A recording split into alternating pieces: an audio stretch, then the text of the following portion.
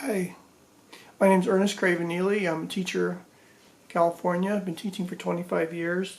I'm gay, and I just want to talk about why I consider the LGBT student population a very vulnerable population.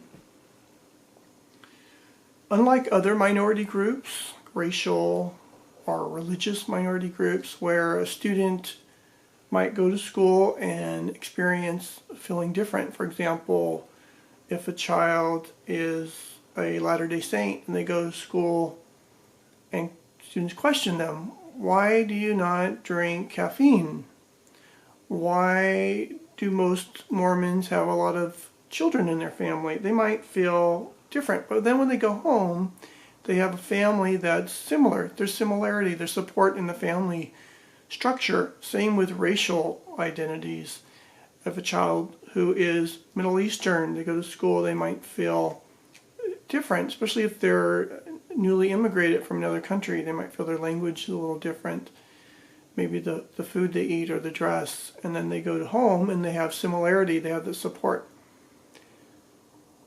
Young people who are identifying as LGBT are often discovering it for themselves clandestinely, and often their families do not even know. So I have a family member, someone who is similar to a niece in my family who I've known for years, who just came out of the closet. I had no idea this person was LGBT. And so during this person's high school years, she was sharing, she realized as a freshman, she realized she was different.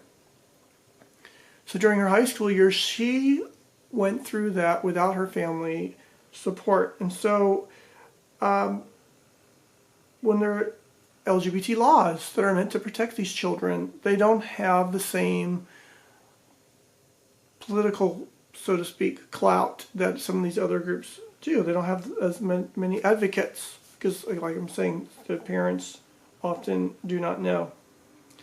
They're often a silent and sometimes defenseless minority group.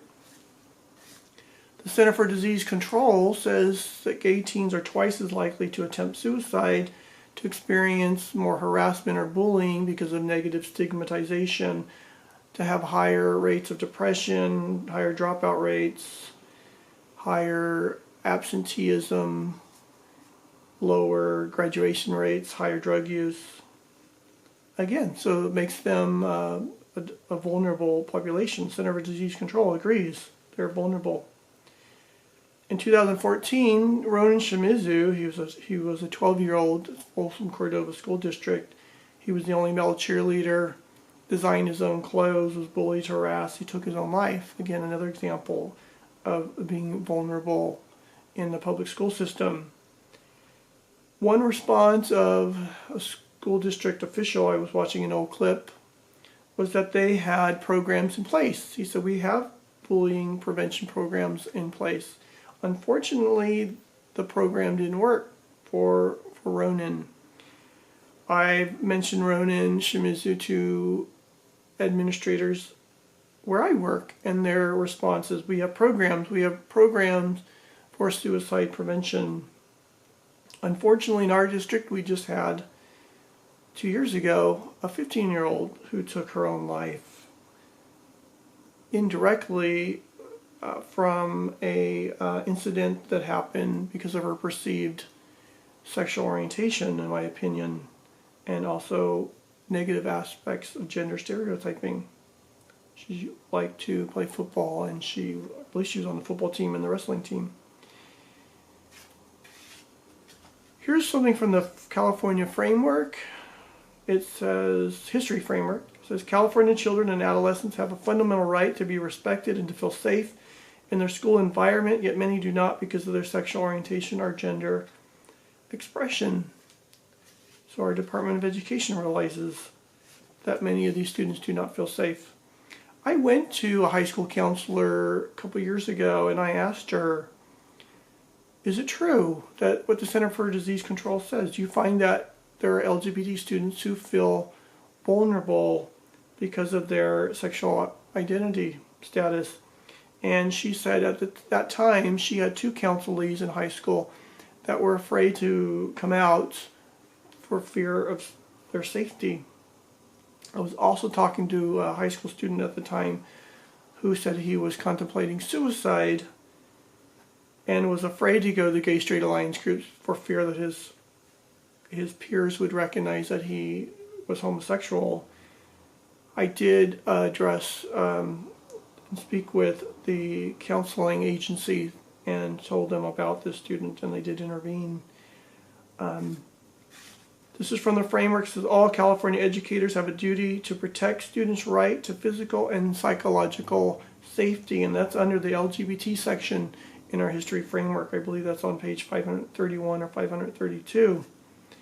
Unfortunately, in many school districts, they feel that giving gay examples of people from society does psychological harm. And here our framework is saying just the opposite, that it's for the psychological safety reasons that we need to teach inclusiveness and diversity.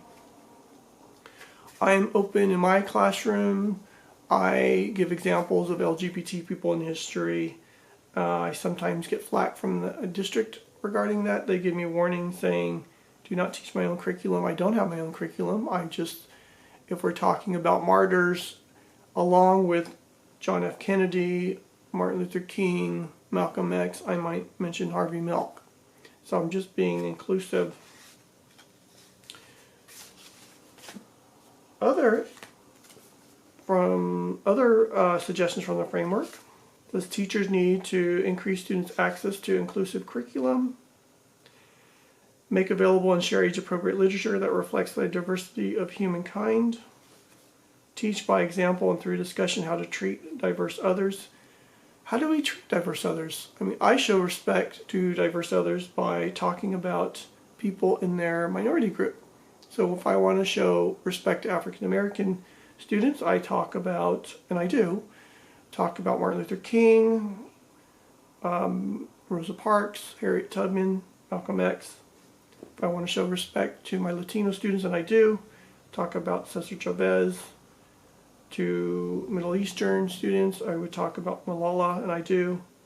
To LGBT students, or students who are identifying or will identify as LGBT, Bayard Rustin, Harvey Milk, Maurice Sendak, and so on. The framework says students who are not themselves in this population may have parents, guardians, brothers, sisters, aunts, uncles, classmates who are LGBT, and that is true. I had students come to me saying, my aunt is this, my aunt's lesbian, my brother is transgender.